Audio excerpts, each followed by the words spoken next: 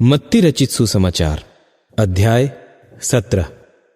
6 दिन के बाद यीशु ने पतरस और याकूब और उसके भाई यूहन्ना को साथ लिया और उन्हें एकांत में किसी ऊंचे पहाड़ पर ले गया और उनके सामने उसका रूपांतरण हुआ और उसका मुंह सूर्य की नाई चमका और उसका वस्त्र ज्योति की नाई उजला हो गया। और देखो, मूसा और एलिया उसके साथ बातें करते हुए उन्हें दिखाई दिए।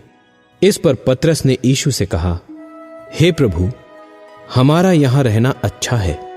इच्छा हो तो यहां 3 मंडप बनाऊं, एक तेरे लिए, एक मूसा के लिए और एक एलिया के लिए। वह बोल ही रहा था कि देखो, एक उजले बादल ने उन्हें छा लिया और देखो, उस बादल में से यह शब्द निकला कि यह मेरा प्रिय पुत्र है, जिससे मैं प्रसन्न हूं, इसकी सुनो।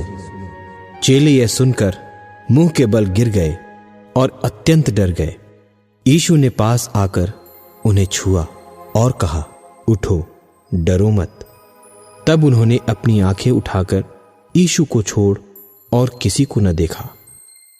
जब वे पहाड़ से उतर रहे थे, तब यीशु ने उन्हें यह आज्ञा दी कि जब तक मनुष्य का पुत्र मरे हुओं में से न जी उठे, तब तक जो कुछ तुमने देखा है किसी से न कहना।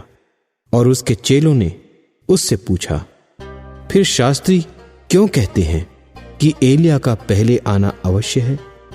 उसने उत्तर दिया कि एलिया तो आएगा और सब कुछ सुधारेगा।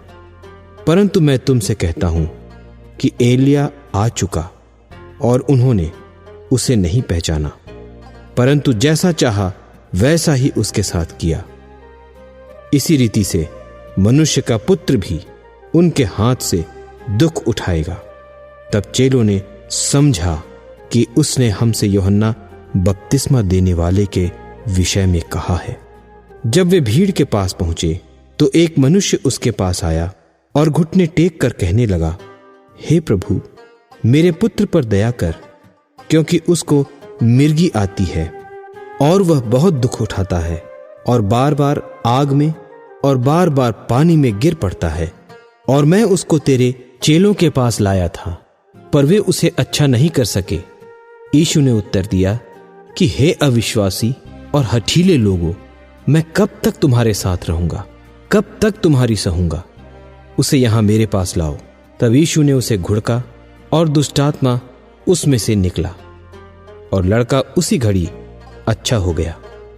तब चेलों ने एकांत में यीशु के पास आकर कहा, हम इसे क्यों नहीं निकाल सके?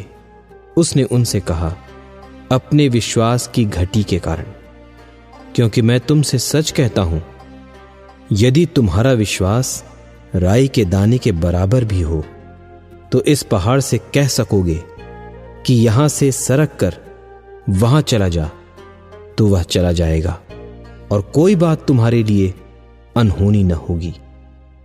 जब वे गलील में थे तो यीशु ने उनसे कहा, मनुष्य का पुत्र मनुष्यों के हाथ में पकड़वाया जाएगा और वे उसे मार डालेंगे और वह तीसरे दिन जी उठेगा। इस पर वे बहुत उदास हुए। जब वे कफरनहूम में पहुंचे तो मंदिर के लिए कर लेने वालों ने पतरस के पास आकर पूछा कि क्या तुम्हारा गुरु मंदिर का कर नहीं देता? उसने कहा, हां, देता तो है। जब वह घर में आया तो यीशु ने उसके पूछने से पहले उससे कहा, हे शिमोन, तू क्या समझता है?